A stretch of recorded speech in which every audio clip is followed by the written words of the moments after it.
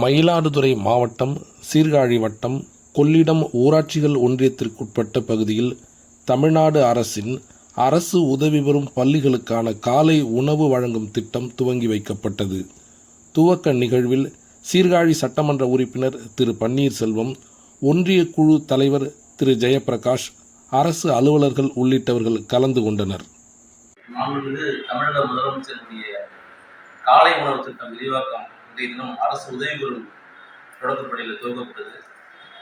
தமிழ்நாடு முழுக்க உள்ள மொத்தம் 3995 அரசு உதவி பெறும் தொடக்கப்பள்ளியில் துவக்க நடந்தது.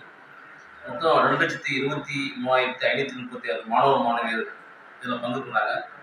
பெருந்தலைவர் காமராஜருடைய 122வது பிறந்த நாளில் இந்த திட்டத்தை முதலமைச்சர் அறிவிச்சிருக்காங்க.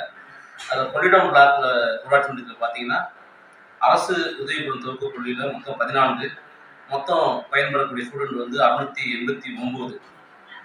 ஒட்டுமொத்தமாக சீர்காழி தொகுதியில் பார்த்தீங்கன்னா மொத்த பள்ளிகள் வந்து 184, மொத்த மாணவர்களின் எண்ணிக்கை 8653 பேர் வந்து இந்த திட்டத்தில் பயன்படுறாங்க.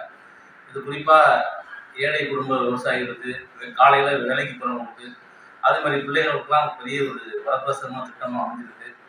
அதே போல் என்ன பார்த்தீங்கன்னா மாணவர்களுடைய வருகை பதிவேடு, அதிகப்படியான மாணவர்கள் அரசு பள்ளியில் சேர்வதற்கு இந்த திட்டம் மிக பயனுள்ள திட்டமாக இருக்குது. இந்த திட்டத்தை பொதுமக்கள்லாம் ரொம்ப பயன்பட்டு ரொம்ப மகிழ்ச்சியாக சிறப்பாகவும் இருக்காங்கன்னு சொல்றது தெரிவிச்சுக்கிறேன்.